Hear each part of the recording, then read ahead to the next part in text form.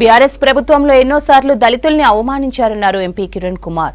Jagadishwar Reddy suspension పై కేటీఆర్ ఆమరణ నిరాహార దీక్ష చేస్తా అనడం విడ్డూరమన్నారు. ఉద్యమం సమయం నుండే కేసీఆర్ దళితులను మోసం చేస్తున్నారని విమర్శించారు. ప్రణబ్ ముఖర్జీ వస్తే కాలు మొక్కుతారు, కోవింద్ వస్తే పట్టించుకోలేదన్నారు ఎంపీ కిరణ్.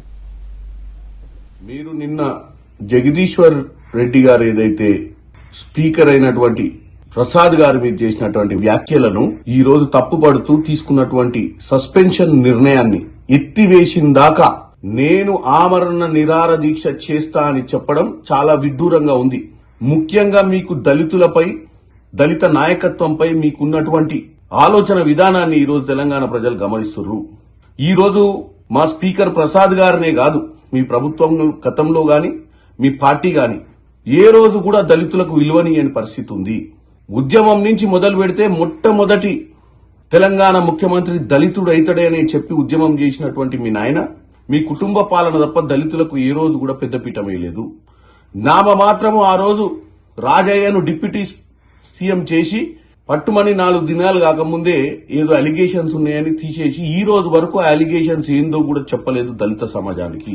ఆ తర్వాత మీరు ఎన్నో సార్లు దళితులను అవమానించిన సందర్భాలు కూడా ఉన్నాయి. ప్రణబ్ ముఖర్జీ గారు వస్తే కాళ్లకు దండం పెడతారు, కోవింద్ గారు వస్తే మీరు అసలు పట్టించుకోరు.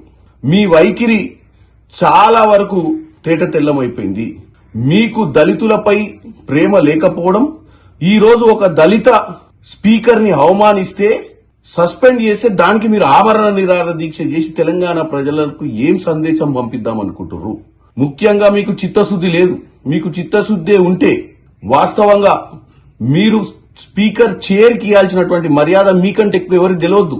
ఎందుకంటే ఈ రాష్ట్రము ఆవిర్భవించిన తర్వాత 10 సంవత్సరాలు పాలించిన మీకు స్పీకర్ అంటే ఏందో, స్పీకర్ కుర్చీకున్న విలువేందో తెలవాల్సిన అవసరం ఉంది.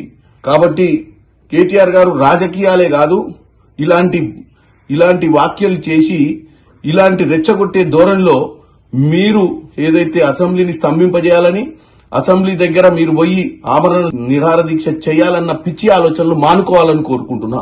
మీరు దళితున్నే అవమానించి మళ్ళీ వెళ్లి అంబేద్కర్ స్టాచ్యూ దగ్గర కూర్చోవడం ఇంకా అది విడ్డూరం. మీకు అంబేద్కర్ రాసిన రాజ్యాంగం గాని, అంబేద్కర్ రాసినటువంటి దళితులకు మంచి జరగాలని, దళితుల నాయకత్వాన్ని బలపరచాలన్న ఒక ఆలోచన లేని మీరు మరీ అంబేద్కర్ గారి దగ్గరికే పోయి మీ నిరసన ప్రకటించడాన్ని చూస్తుంటే తెలియజేస్తున్నాను.